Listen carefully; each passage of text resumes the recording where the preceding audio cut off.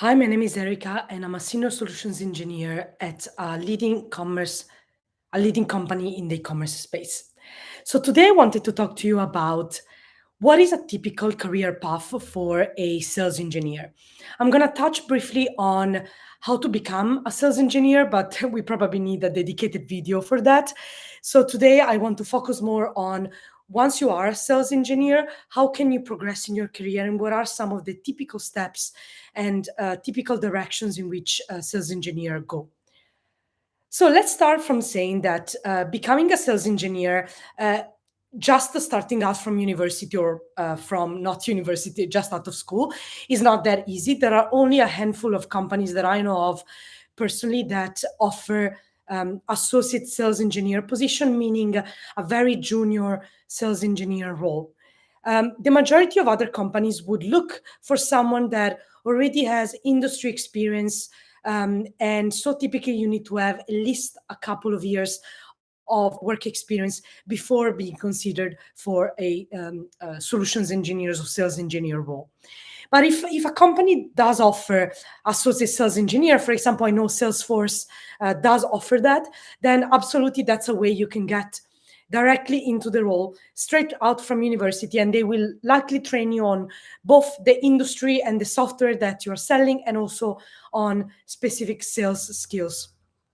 But if that's not the case, I would say start working in an industry that you're passionate about, whether it's retail, marketing, you go work for a tech company or anything really that you are passionate about.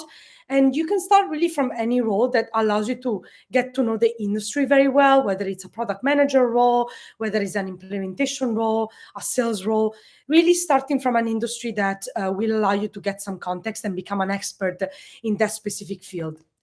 Then typically the next step is transitioning into a sales engineer role.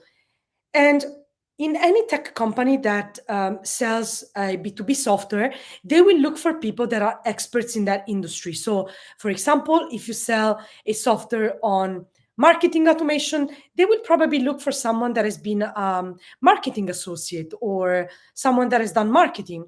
If you sell a software for a point of sale system for the hospitality industry, very likely they're going to look for someone that has experience in the hospitality industry. So that's a great way of getting a foot in the door.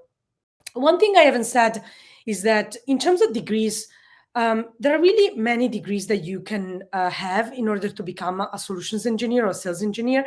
But typically, if you have a degree in computer science, engineering, something related to business administration, sales, these are ways that will make it easier to enter the sales engineer role. But to be honest, I know people that have come from all walks of life. So there isn't really a straightforward path that is going to bring you to the sales engineer role. So let's now focus on, once you are a sales engineer, what are the different career paths? So I would say broadly, you can divide the sales engineer into individual contributor. So this means that you actually do the individual contributor job, meaning you are a sales engineer that speaks to clients, is the point of contact for the technical win, will actually do the job. And will work hand in hand with the account executive on clients and deals. So in terms of individual contributor, typically the track is the following. So you start as an associate sales engineer, then you move typically after a couple of years into a sales engineer role. So this is a role where you have a couple of years of experience already. Then after perhaps 4 or 5 years, this will depend on the company, you move up to senior sales engineer. And then after senior sales engineer, if you want to remain an individual contributor, there is typically a position of staff sales engineer or lead sales engineer. So this means that you are an absolute expert, a guru of your industry, of your technology, but you will continue to work as an expert as a sales engineer. And to be honest, there are people that continue to be senior sales engineers for their entire life. This is a job that is extremely well paid. It allows for flexibility and for work-life balance. So a lot of people are completely happy to stay as a senior sales engineer, and considering the total compensation that you get, especially if you work on big deals, honestly, it's a great job and you can do it for the rest of your life. Now, there's another track that typically can happen after you are a senior sales engineer, which is the team lead role. Um, so this is a manager role. And it means that if you don't want to be an individual contributor anymore, what you can do is that you can start managing a team of sales engineers. So typically you'll find a kind of a lead sales engineer or a sales engineering manager.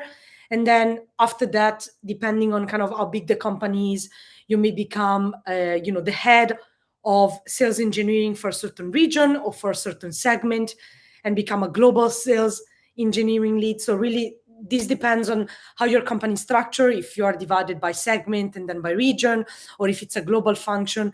But just knowing that this means that you will not be a sales engineer per se. So luckily, you will not be working on deals anymore, but you will manage a team, you will coach a team of sales engineer, you will work on the strategy on how to grow the sales engineering team that you are assigned to, how to do hiring, so how to grow the team.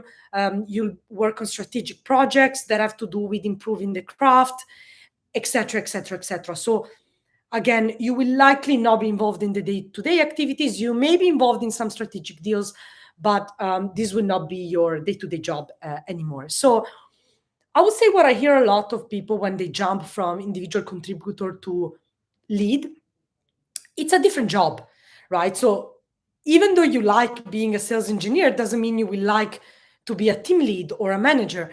It's completely different jobs. And a lot of people actually, I know that they go back. So they become a team lead, they start managing a team, and then they realize they actually really like doing the job of a sales engineer, and they go back to being an individual contributor. There isn't any right or wrong way of doing it.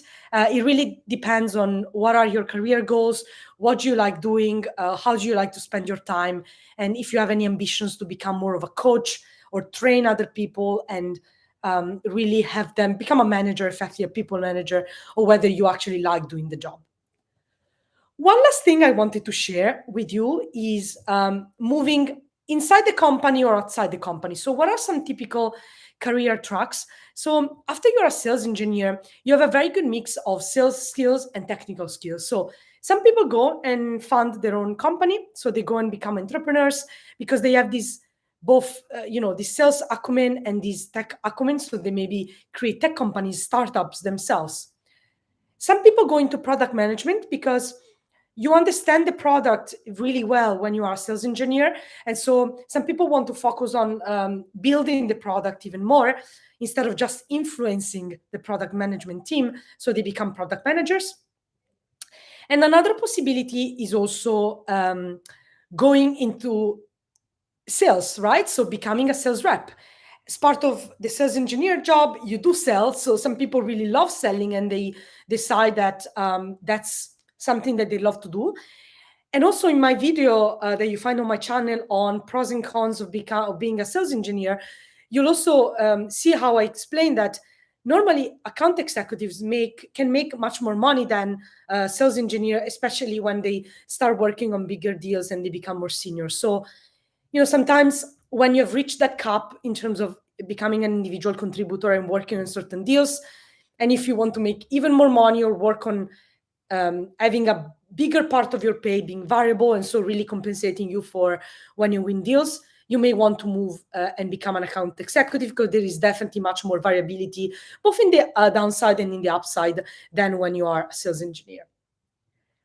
So I hope this gives you an idea on what is a typical career path when you are a sales engineer.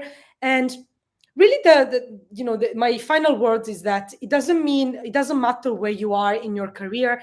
Sales engineer role is an extremely fulfilling role, and most people do it for a long period of time because it really allows you for that high pay, really, really good, job stability, and also very good, I would say, financial contribution, but then also allows you to have a lot of creativity and a lot of flexibility and work-life balance, if that's what is important for you. I'll see you in the next video then. Thank you so much for listening.